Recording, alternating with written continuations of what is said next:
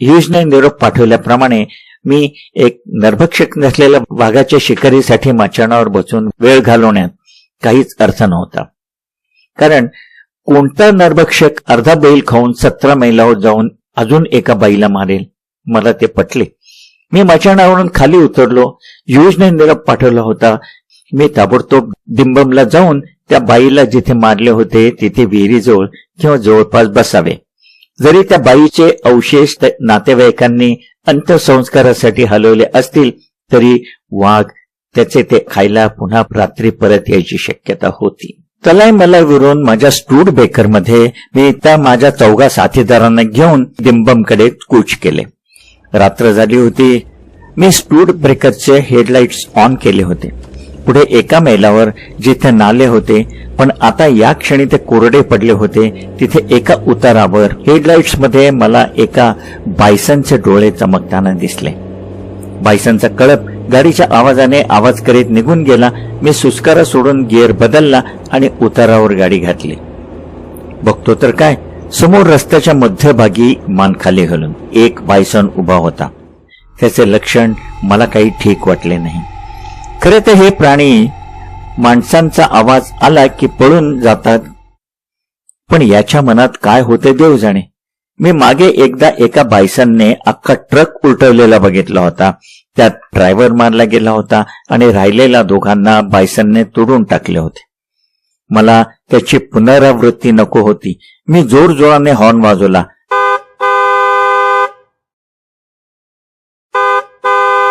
आणि माझे नशीब चांगले होते, तो बायसन बाजूच्या जंगलात नाहीसा झाला. पुढे मला या भलत्या वेळी बरेच प्राणी दिसले. अर्थात शिकाऱ्यांसाठी ते शुभ असतात असं म्हणतात. एक हरिण व एक सांबर आमच्या गाडीला क्रॉस करून गेलं. रस्त्याच्या कडेला एक मोठं अस्वल वारूळ खणीत होता. हेडलाइट पडल्यावर त्याचे डोळे चमकले. पुढे एक बिबळ्या आमच्या मार्गातून आडवा गेला. आम्ही 8 वाजता डिंबमला पोचलो. आम्ही ज्या मार्गाने आलो होतो तो मार्ग अत्यंत खडतर होता. रस्त्यात मधोमध मोठे मोठे गवत उगवले होते आणि त्या गवतामध्ये मोठे मोठे दगड खडक होते. माझ्या स्टूड बेकरची वाट लागायची शक्यता होती. मध्ये मध्ये माझे लोक खाली उतरून मला खडक कुठे आहे ते सांगत असत. मग आम्ही सगळेजण तो दगड बाजूला करीत असू. अगदीच मोठा दगड असेल तर मी गाडीची दिशा बदलून त्या दगडाच्या बाजूने गाडी घेऊन जाई. असे अडथळे पार करत गाडी अगदी गोगलगाईच्या गतीने चालवतच आम्ही इथे आलो होतो. आता इथून पुढे काय वाढून ठेवले होतं माहित नाही. डिंबम मध्ये काही झोपड्या आणि एका मुसलमान माणसाची चहाची टपरी होती. कित्येक शतकापूर्वी एक अरब कुटुंब भारतात व्यापार करायला आले होते, त्यापैकीच हा. याचे नाव अब्दुल कुनी. आपल्या 3 मल्याळी बायकांबरोबर तो येथे राहत होता आणि त्याची चहाची टपरी 24 तास खुली असायची. 16 मैलावर असलेल्या सत्यमंगलवरून घाट उतरून येणारे ट्रक ड्रायव्हर इथे चहासाठी हमखास थांबायचे. वापरत्या चहा कॉफी बरोबर इथे भात व करी पण मिळायची. त्याशिवाय आणखीन एक गोष्ट त्यांना मिळत असे, पाणी प्यायला व त्यांच्या गरम झालेल्या रेडिएटरची तहान भागवायला. या डोंगराच्या कड्यावर एक सुंदर रेस्ट हाऊस पण होते. तिथून खाली 1000 फूट खोल दरी, हिरवेगार झाडी आणि झाडीतून जाणारा वेडीवाकडे वळणे घेणारा घाट रस्ता पण दिसायचा. हा रस्ता सत्यमंगलम वरून कोईम्बतूरला जातो. इथेच पर्वतराजीच्या पायथ्याशी माझ्या अनेक स्मृती कोरून ठेवलेल्या आहेत. जेव्हा मी रंजनगडचा हल्लेखोर या कथेमधल्या माझ्या वाघाचा निष्फळ पाठलाग करीत होतो. या रेस्ट हाऊस मधून रात्री खाली बघणे म्हणजे स्वप्न नगरीत डोकावून बघण्यासारखे होय. तारांकित रंगीबेरंगीत आकाशात विखुरलेल्या ढगांच्या पार्श्वभूमीवर जमिनीवर चमकणारे दिवे, दूर कोईम्बतूर शहरातल्या झगमगणाऱ्या दिव्यांमधून होणारे त्या शहराचे विलोभनीय दर्शन मनाला मोहत असे. मी अब्दुल कुनीच्या टपरीवर गेलो. मला माहित होते तिथे नक्की काहीतरी माहिती मिळणार. हा एक लोभी व्यापारी होता. ह्यूजकडे जाताना मी त्याच्याकडे बरेच वेळा चहा प्यायला थांबलो होतो आणि त्याला मी येथे कशासाठी आलोय तेही सांगितले होते. तर तो आपल्या कर्कश आवाजात सांगू लागला, कुठं जाताय साहेब? वाघ तर इथंच आहे. सकाळीच त्याने एका बाईला मारलं. अगदी माझ्या टपरीच्या मागेच. वैताग नुसता. इथे आम्हाला खूप पाणी लागते, चहासाठी, पिण्यासाठी, आणि इथे येणाऱ्या शेकडो ट्रकच्या रेडिएटर मध्ये पाणी लागतं. विहिरीवरून पाण्याच्या खूप खेपा कराव्या लागतात. आणि हे असं झाल्यापासून माझ्या तिन्ही बायकांनी विहिरीवर जाण्याचे नाकारले आहे. त्या आळशी नालायक आहेत. मी त्यांना मारले, हाकलून दिले, पण एका सुरात तिघींनी नकार दिला. त्यांनी मलाच जाऊन पाणी आणायला सांगितले. मला सांगा साहेब, इतके गिराईक असताना मी दुकान सोडून जाऊ शकतो का? तुम्ही सांगा. मला आजपासून दुसऱ्या एका बाईला ठेवावे लागले आहे या कामासाठी. पण ती फुकट थोडीच काम करणार, तिच्यासाठी पैसे मोजावे लागतात. मी सच्चा मुसलमान आहे. मी कुणालाही माझ्या बायकांशी बोलून देत नाही. पण तुम्ही साहेब आहात. तुम्ही जरा समजावून सांगा ना माझ्या बायकांना. पाणी आणणे त्यांचेच काम आहे. आता मी अब्दुल कुनीच्या बायकांना हे कसं सांगणार की तुम्ही मरणाच्या दारात जा? अब्दुल कुनी स्वार्थी होता. पैशापुढे त्याला बायकांच्या प्राणांची सुद्धा पर्वा नव्हती. आता हे मी त्याला कसे सांगणार? तो बिघडला असता. अब्दुल कुनी, मी त्या वाघाला मारायला आलोय. तो मेला की सगळे प्रश्न सुटतील. आता तू मला मदत कर आणि मला सांग हे सगळे कसे झाले, ज्याचा मला पुढे फायदा होईल. त्यात काय सांगायचे साहेब? ते पाणी भरून येत असताना वाघाने तिला धरले आणि तिला घेऊन जंगलात गेला. ती खूपच ओरडत होती. वाघ एकदाच गुरगुरला. तिच्याच मागे असलेल्या एका स्त्रीने हा प्रकार बघितला आणि आम्हाला येऊन सांगितले. माझ्याकडे त्यावेळी 10-12 गिऱ्हाईक होते. मी सगळ्यांना दुकानात घेतले व दार घट्ट लावून घेतले आणि मग आम्ही 2 तास आतच होतो. बाहेर यायची कोणाचीच हिंमत नव्हती. आता तुम्ही सांगा माझ्या धंद्याचे किती नुकसान झाले, काय सांगू. जेव्हा अजून काही ट्रकवाले तिथे आले व त्यांनी दार ठोठावले तेव्हा मी दार उघडले. आम्ही मग सगळेजण विहिरीकडे गेलो तर तिथे तिचे भांडे पडले होते, पण तिचा पत्ता नव्हता. आता यापेक्षा मी काय सांगणार? याच्या अगोदर इथे कोणाला वाघ दिसला होता की यापूर्वी? त्या वाघाविषयी विशेष कोणाला काही आढळले का? काय प्रश्न विचारतो साहेब? वाघ वाघच असणार. 1 डोकं, 4 पाय, शेपूट, डोळे, कान. वाघात काय वेगळे दिसणार? ज्या बाईने बघितले तिने सांगितले की तो एक मोठा वाघ होता. वाघ कसला? सैतानच. शेवटचा प्रश्न अब्दुल कुनी, त्या बाईचा शोध लागला का? इथं कोणाला वेळ आहे स्वतःचा जीव धोक्यात घालायला? ती बाई तर मेली, मग आम्ही आमचा जीव कशाला धोक्यात घालू? त्याच्याकडून अजून काही मदत मिळणार नव्हती. मी सगळ्यांसाठी चहा मागवला व कोपऱ्यातले एक टेबल धरून पाईप उडत पुढे काय करता येईल याचा विचार करू लागलो. म्हाताऱ्या अब्दुल कुनीने माझे डोके फिरवले होते. मी तेथे येऊन मिळणाऱ्या रस्त्यांचा विचार करू लागलो. एकच रस्ता जो कावेरी नदीकडे जात होता, जिथे बायसन, सांबरे खूप होती, पण तिथे गोचिड्या पण खूप होत्या. वाघ गोचिड्यांपासून लांब पळतात. मी ठरवले पश्चिम रस्त्याने चालत जाऊन त्या वाघाचा मागोवा घ्यायचा. या अंधाऱ्या रात्री सर्च लाईट मध्ये जनावरांना शोधणे फारशी चांगली कल्पना नव्हती. चहा संपवून मी अब्दुल कुनीचे पैसे दिले व माझ्या बरोबरच्या 4 माणसांना झोप घ्यायला सांगून मी जरा फिरून येतो म्हणून त्यांना सांगितले. ते मला ओळखत नव्हते, त्यामुळे त्यांनी मला वेडे ठरवले असणार. अब्दुल करीम आमचे संभाषण ऐकत होता. तो म्हणाला, या माणसाला मी ओळखतो. हा वेडा नाही, हा ठार वेडा आहे. तो म्हातारा आता माझ्या डोक्यात जात होता. मी माझ्या .405 रायफलची बॅटरी चेक केली. बरोबर अजून एक 5 सेलची मोठी टॉर्च घेतली आणि प्रथम मी माझ्या आवडत्या रेस्ट हाऊसवर गेलो. वरांड्यात उभं राहून आजूबाजूचा तो नयन मनोहर परिसर मी न्याहाळला आणि मग बंगल्याच्या मागच्या बाजूने जंगलात घुसलो. काही यार्ड गेल्यावर एका वळणावर अब्दुल कुनीच्या टपरीवरून येणारा प्रकाश व आतून येणारे आवाज लुप्त झाले. वाघ बाईला घेऊन गेला होता आणि तो कुठे गेला हे कुणालाच माहीत नव्हते. क्वचित वाघ भक्ष्य एखादा मैल नेतात, बाकी ते इतक्या लांब जात नाहीत. त्याने त्या बाईला सकाळी मारले होते, तिला अर्धे खाऊन टाकले असेल व दुसऱ्यांदा तो नक्की ते उरलेले खायला येणार होता. आता आता रात्रीचे 9:30 झाले होते आणि ही वाघाची परतण्याची वेळ होती. कदाचित आता तो तवा मारीत असेल किंवा त्याने संपवली असेल आणि खाल्ल्यानंतर त्याला पाणी लागणारच होते. आणि पाणी असलेल्या तिथल्या 3 जागा मला माहित होत्या. एक, मी जात होतो त्या रस्त्यावर 1 फरलांगावर होती, दुसरी म्हैसूरच्या रस्त्यावर 2 मैलावर होती आणि तिसरी तालाई मलाई तलवडी रस्त्यावर 3 मैलावर होते व तेच क्रॉस करून आम्ही येथे आलो होतो. तिथे तो गाठ पडायची शक्यता कमी होती. मी पाणवठ्यावर पोचल्याची पहिली खूण मला दिसली. 2 निळ्या डोळ्यांच्या रांगा टॉर्चच्या प्रकाशात चमकताना दिसल्या. हरणांचा कळप होता तो. पाणवठ्यावर चालला असेल किंवा तिथून पाणी पिऊन परत चालला असेल. मी माझी टॉर्च बंद केली आणि शांतपणे उभा राहिलो. माझी चाहूल लागून जर त्यांनी अलार्म द्यायला सुरुवात केली तर वाघ पण सावध होणार होता. सर्वत्र काळोख होता, कसलाही आवाज येत नव्हता. मी जरा वेळाने टॉर्च लावले. हरणं गेली होती. मी चालू लागलो. पुढचे वळण मला त्या पाणवठ्यावर आणणार होते. वळण पार केल्यावर मला पाण्याचा खळबळाट ऐकू आला. एक गजराज पाण्यात खेळत होते आणि त्यांचे हे स्वच्छंदी डोंबणे एकदा चालू झाले की ते बराच वेळ चालते हे मला माहित होतं. माणसांप्रमाणे त्यांना देखील आंघोळ हा आवडीचा विषय आहे आणि ते पाणी तोंडात घेऊन पितील, इकडे तिकडे उडवतील, तासनतास खेळत बसतील.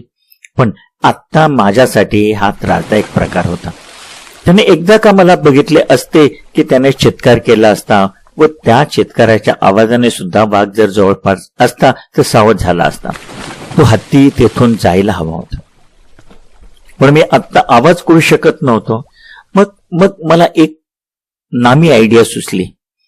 मी माझ्या 5 सेलवाला बॅटरीचा झोत एका झाडाच्या शेंड्यावर टाकला. मी बराच लांब होतो त्यामुळे त्या हत्तीचे लक्ष तिकडे गेले नाही. अधिक जवळ गेलो आणि जवळच्या झाडांच्या शेंड्यांवर प्रकाश टाकला. त्याचा उपयोग झाला. तो करीत असलेले सगळ्या प्रकारचे आवाज बंद झाले व पाण्यातून त्याचे भले मोठे शरीर उचलल्याने होणारा पाण्याचा आवाज झाला. मग चिखलातून रप रप रप रप त्याच्या पावलांचा आवाज करीत तो प्रवाह बाहेर आला. पण जरा वेळाने सोंडेचा हिस हिस असा आवाज झाला. तो आता सँडबाथ घेत होता.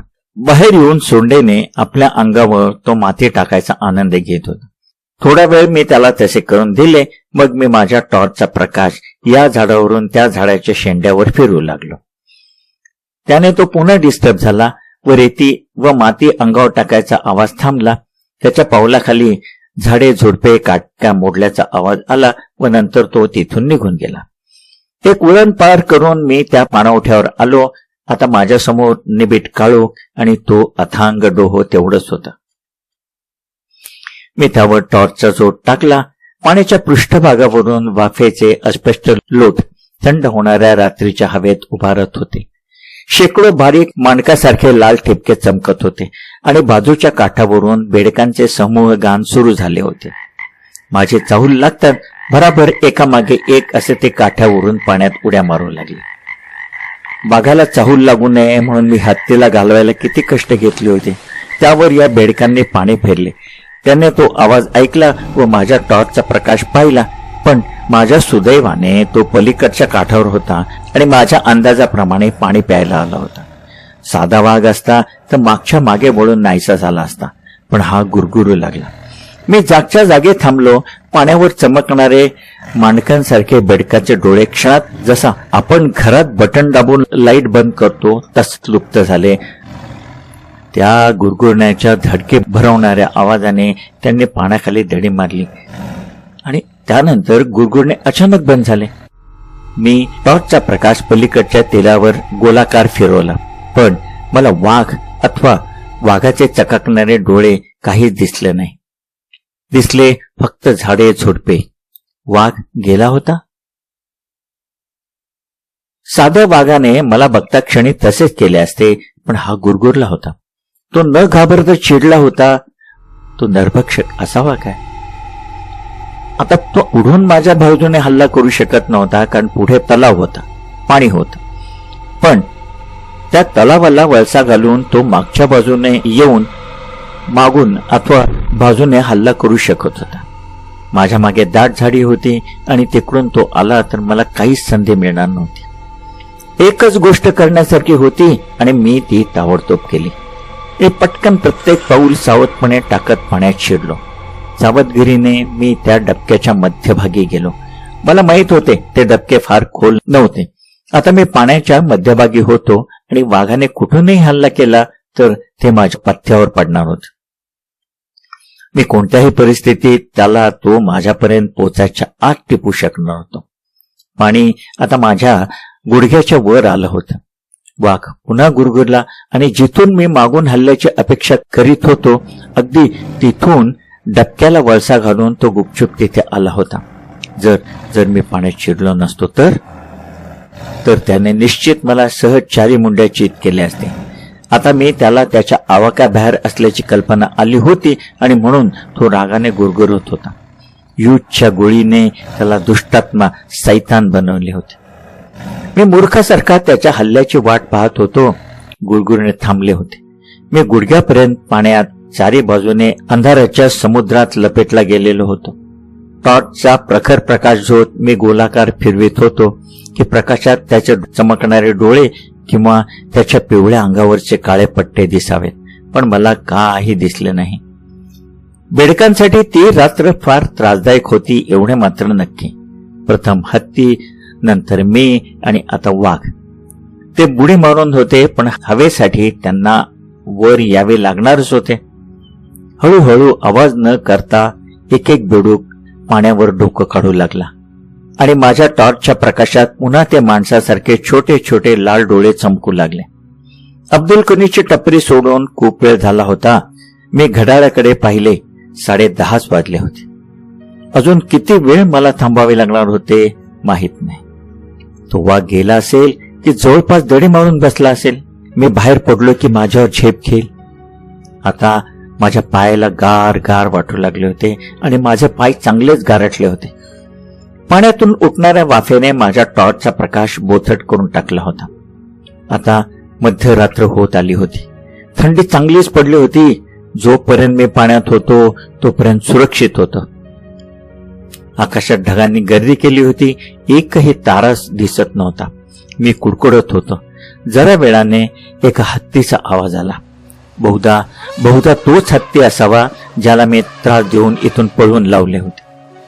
तरी एक बर होतो, वारा त्याच्या दिशेने माझ्याकडे वाहत होता, त्यामुळे माझा वास त्याला येणार नव्हता. पाण्यावर निघणाऱ्या वाफांमधून मी त्याला दिसायची शक्यता कमी होती. तसा मी सुरक्षित होता. मला मगासारखाच पाण्याचा खळबळाट ऐकू येऊ लागला. महाराज यथेच्छ डुंबत होते. पाणी सोंडेत घेऊन अंगावर उडवत होते. लिटरच्या लिटर पाणी पित होते. पण जरा वेळाने त्याच्या पायाचा आवाज माझ्या दिशेने येऊ लागला. तो आता तलावाच्या मध्यभागी येत होता, माझ्या दिशेने. मला काय करावे सुचेना आणि त्या गडबडीत मी त्याच्या तोंडावर प्रखर झोट टाकला. खरं तर ती रात्र मला वेगळा अनुभव देणारी ठरली होती. प्रकाश पडताच त्याने मागे वळून पळून जायला हवे होते, पण तो सरळ सोंड वर करून चित्कारत माझ्यावर चाल करून आला. हे विपरीत होते. मी घाबरून गेलो आणि त्यात माझ्या हातून अजून एक मूर्खपणा झाला. मी माझी 5 सेलची बॅटरी घाईघाईने मी माझ्या मागे असलेल्या कातडी बॅग मध्ये ठेवायला गेलो. माझा नेम चुकला आणि ती टॉर्च पाण्यात पडली. ती शोधायला आता वेळ नव्हता. हत्ती चाल करून माझ्या बराच जवळ आला होता. मी माझी .405 रायफल खांद्याला लावली. बोटाने रायफलला लावलेल्या छोट्या टॉर्चचे बटन दाबले. प्रकाशात मी त्याच्या डोक्याच्या 1 फूट वरून गोळी झाडली. मला त्याला मारायचे नव्हते. त्याच्या चेहऱ्यावर प्रकाश टाकून त्याला मी अधिक जवळ येऊन द्यायचा एक वेडेपणा केला होता. आता त्या झाडलेल्या गोळीचा काय परिणाम होतो मला माहित नव्हते. तो जर तसाच पुढे माझ्या अंगावर जाऊन आला तर मला माझा जीव वाचवायला त्याला ठार मारण्याखेरीज गत्यंतर नव्हते. पण माझ्या सुदैवाने मला हवा तसा परिणाम झाला. गोळीच्या आवाजाने तो जागच्या जागी पाय रोवून थांबला, पण डबक्यातल्या चिखलात त्याचे पाय घसरले व तो सर्कस मधल्या हत्तीप्रमाणे 4 पायावर जागच्या जागी बसला. त्याच्या त्या अवसानघातकीपणाचा फायदा उचलत मी अजून एक गोळी पुन्हा त्याच्या डोक्यावरून 1 फूट अंतर राखून हवेत मारली. त्याच्या आवाजाने तो उठला व धडपडत मागच्या मागे घाबरून पळून गेला. सगळ्या प्रकाराने मी जाम वैतागलो होतो. पण एक गोष्ट चांगली झाली होती, माझ्या 2 गोळ्यांच्या आवाजाने नरभक्षक नक्कीच कुठेतरी पळून गेला असणार. आता मला पाण्याबाहेर यायला हरकत नव्हती. थंडीने कुडकुडत मी दिंबमच्या दिशेने चालू लागलो तरी मी सावध होतो. वाघ तिथेच लपून बसायची शक्यता सुद्धा होती. त्यामुळे मी सावधपणे चालत होतो. शेवटी मी रेस्ट हाऊस मध्ये पोहोचलो. पोचल्या मी माझी ओली पॅन्ट काढून वाळत टाकली आणि तिथेच आरामात ताणून दिले. कोणीतरी जोरजोरात दार ठोठावत होते. त्याच्या आवाजाने मी जागा झालो. रात्री झोपताना मी सगळी दारं खिडक्या बंद करून घेतल्या होत्या आणि पडदे उडून घेतले होते. त्यामुळे आता सुद्धा आत अंधार होता. मी धडपडत उठलो व पॅन्ट चढवली. ती अजूनही ओलीच होती. आता दारावरचे ठोठावणे पुन्हा जोमाने वाढले. कोणीतरी मोठमोठ्याने बोलत पण होते. त्यात एक अधीरता होती. मी दार उघडले. समोर अब्दुल कुनी उभा होता. त्याच्या मागे त्याच्या 3 बायका व अजून काही लोक होते. आता टपरी बंद करून तो आला होता. याचा अर्थ नक्कीच काहीतरी अघटित घडले होते. लवकर चला साहेब, आत्ताच आम्ही पाणी आणण्यासाठी जी मुलगी कामाला ठेवली होती तिला वाघाने नेली. मी पटकन रायफल उचलली व घाईघाईने त्या माणसांबरोबर टपरीवर आलो. चालता चालता मला घडलेली घटना सांगितली. त्याने सांगितले, अर्धा तासापूर्वीच ती मुलगी खरकटी भांडी घेऊन घासायला विहिरीवर गेली होती. त्याची एक बायको ती कुठे वेळ काढूपणा करते का हे बघत दरवाजात उभी होती. तिने ती मुलगी भांडी खाली ठेवून बसताना बघितली. इतक्यात तिच्या मागे कशाने तरी तिचे लक्ष वेधले आणि तिच्या मागे स्फोट जमिनीला टेकून तिच्यावर झडप मारायच्या तयारीत एक वाघ होता. ती बाई जोरात किंचाळली. त्याबरोबर ते ऐकून ती मुलगी घाबरली व उठून उभी राहिली. ती उभी राहता क्षणीच वाघाने तिच्यावर झेप घेतली आणि तिला तोंडात घेऊन तो जंगलात नाहीसा झाला. तिच्या किंचाळ्यानंतर बराच वेळ ऐकू येत होत्या. बायकोच्या ओरडण्याने अब्दुल कुनी आणि तिथली मंडळी घराच्या मागच्या बाजूला गेली आणि तिची हकीकत ऐकून सरळ ताबडतोब ते सर्व रेस्ट हाऊसवर आले होते. मला नवल वाटले. काही तासापूर्वी वाघाने त्याच विहिरीजवळ एका बाईला मारले होते आणि त्याच ठिकाणी त्याने दुसरा बळी घेतला होता. सगळ्यांना सुरक्षित घरातच राहायला सांगून मी विहिरीजवळ गेलो. तिथे तिची बरीच भांडी इकडे तिकडे अस्ताव्यस्त पसरली होती. तिथे ओलसर जागी वाघ तिच्यावर झेप घेताना घसरल्याच्या त्याच्या पंजाच्या खुणा होत्या. मागे तिथे कसल्याही खुणा नव्हत्या. फरशी असल्याने विहिरीवर पाणी येणाऱ्या अनेक लोकांच्या पावल्याच्या ओला विखुरलेल्या खुणा होत्या. अब्दुल कुनीच्या बायकोने जिने हा सर्व प्रकार डोळ्यांनी याची देही याची डोळा बघितला होता, त्याने घराच्या दारातून मला वाघ कुठल्या दिशेने गेला ते ओढून सांगितले आणि मी त्या मार्गाने जायला निघालो. विहिरीच्या आजूबाजूला दाट लॅन्टर्न गवताचे कुंपण होते. त्यातून वाघ काय कोणताही प्राणी जाणे शक्य नव्हतं. दुसरा काहीतरी मार्ग असावा म्हणून मी आजूबाजूला नजर टाकली तर त्या झुडपातून मला डुकरांनी येण्या जाण्यासाठी निर्माण केलेली एक पोकळी आढळली. वाघाने तिथे वाकून जात त्या मुलीला घेऊन जंगलात प्रवेश केला असावा. मला सुद्धा कधी वाकून कधी गुडघ्यावर रांगत त्यातून घुसावे लागले. पुढे काही अंतरावर त्या शोकांतिकेचा पहिला पुरावा मला आढळला. पाय वाटेच्या आजूबाजूला असलेल्या लॅन्टाना झुडपावर तिच्या साडीचे तुकडे व रक्ताचे काही डाग दिसले. बहुधा ती तोंडातून सुटण्यासाठी प्राणांतिक धडपड करत असल्याने ते झाले असावे आणि त्याने मग तिला तिथेच मारलेले होते. तिथून पुढे मला रक्ताचे डाग आणि फाटलेल्या साडीच्या तुकड्याचा माग पायवाटेवर मिळत होता. वाघ तोंडातल्या त्या बळीला घेऊन किती लांब गेला असेल याचा मला अंदाज करता येईना. बहुतेक टपरीमधला आरडाओरडा ऐकून त्याने लांब जाऊन भोजन करायचे ठरवले असावे असे दिसत होते. कदाचित आता तो आसपास मला बघत सुद्धा असेल. त्या काट्याकुट्यांनी व झुडपांचे गजपण असलेल्या पायवाटेवरून मी अगदी त्याच्या टप्प्यात होतो. तो कधीही कुठूनही माझ्यावर झडपू शकला असता, कारण आजूबाजूला अजिबात आवाज होत नव्हता. आपला पाठलाग होतोय असे दिसताच सहसा वाघ गुरगुरून रागाने पाठलाग करणाऱ्याला घाबरवण्यासाठी आवाज करीत असतात. पण आत्ता तो अजिबात आवाज करत नव्हता. सगळीकडे शांत होतं. आता पाऊलवाट संपली होती व प्रॉपर जंगल सुरू झाले होते. आता मी पूर्ण माझ्या उंचीने उभा राहू शकत होतो आणि मला जाणवले की आता कुठेतरी सोयीस्कर जागा शोधून त्याने आपले भोजन चालू केले असणार. अर्थात जर त्याला माझे अस्तित्व जाणवले नसेल आणि आपला पाठलाग होते याची कल्पना नसेल तरच.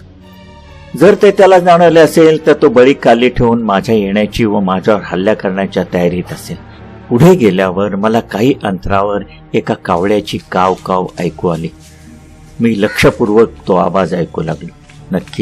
नक्कीच त्याच्यासमोर वाघ आपल्या शिकारीसह बसलेला असावा. कावळा अत्यानंदाने आपल्या सहकाऱ्यांना साथ घालत होता की या रे, आता लवकरच आपल्याला मेजवानी मिळणार आहे. आवाजावरून अंतराचे अनुमान बांधणे जंगलात किंवा डोंगराळ भागात खूप कठीण असते. माझ्या अंदाजाप्रमाणे तो माझ्यापासून 60-70 यार्डावर असावा. मी हळूहळू सावधपणे पुढे जाऊ लागलो. मी किती अंतर कापले मला माहीत नाही, पण काही वेळाने मला हाडे फोडल्याचा आवाज ऐकू येऊ लागला. कावळा अजून आशेने ओरडतच होता. मी साधारण त्याच्यापासून 30 यार्डावर असेन आणि वाघापासून आत्ता या क्षणी मला त्या कावळ्यापासूनच जास्त धोका होता, कारण तो वर उंच झाडावर बसला होता आणि मी त्याला दिसायची सहज शक्यता होती. आणि मी दिसलो की तो ओरडायचा थांबणार होता वा एकदम उडून जाणार होता आणि त्याच्या या पवित्रामुळे वाघ सावध होणार होता. कारण कावळे इतर दुसऱ्या कोणत्याही पक्ष्याच्या व प्राण्याच्या अस्तित्वाला घाबरत नाहीत, पण माणसाच्या अस्तित्वाने जंगलात ते अस्वस्थ होतात. मी गोगलगाईच्या गतीने पुढे चाललो होतो. जोपर्यंत हाडे फोडल्याचा आवाज येत होता तोपर्यंत तो खाण्यात मशगूल होता हे मला समजत होते. आणि माझ्या अपेक्षेप्रमाणे तो आवाज अचानक थांबला. मी जागच्या जागी थांबलो. हे लक्षण चांगले नव्हते. तो का थांबला हे माझ्या लक्षात आले नव्हते. नंतर माझ्या लक्षात आले, कावळ्याने मला हेरले होते आणि पंख फडफडवीत तो तेथून उडून दुसऱ्या झाडावर उंच जागी जाऊन बसला होता. माझ्याकडून त्याची ही हालचाल टिपायला उशीर झाला होता, पण वाघाने ती अचूक वेळेवर टिपली होती. आता सगळीकडे नीरव शांतता पसरली होती. तो माझ्यापासून लांब चालला होता की माझ्या दिशेने येत होता. तितक्यातच कावळा पुन्हा उडाला व माझ्या दृष्टीआड झाला. मी थिजून जागेवरच थांबलो. जरा वेळाने कावळा पुन्हा आला व प्रथम ज्या जागेवर मी त्याला पाहिले होते तिथे येऊन बसला आणि मान वेळावून माझ्याकडे पाहू लागला. आजूबाजूला झाडीत गवतात काही हालचाल दिसते का बघू लागलो. जंगल त्या समयी अत्यंत शांत होते. कुठे पानांची सळसळ नव्हती. पक्षी कीटक सगळे स्तब्ध होते. मला समजले होते की वाघ आपले पूर्ण कौशल्यपणाला लावून माझ्यावर हल्ला करायच्या तयारीत होता. मी जोरात एकदा जमिनीवर पाय आपटून आवाज केला व थोडा तिरका 1-4-5 पावले पळत गेलो. थांबलो आणि माझ्या त्या हालचालीमुळे नरभक्षक गरजला आणि माझ्या मागच्या बाजूच्या दिशेने 2 ठेंगा टाकून पुढे आला. मला पाहून अचानक थांबला. मला पाहून त्याला आश्चर्य वाटले. हा विक्षिप्त माणूस पळाला का नाही? तो त्या विचारात असतानाच मी गर्कन वळून गोळी झाडली. वाघाला काही कळायच्या आत तो जागच्या जागी कोसळला होता आणि अशा रीतीने चळवळीच्या नरभक्षकाचा अंत झाला होता.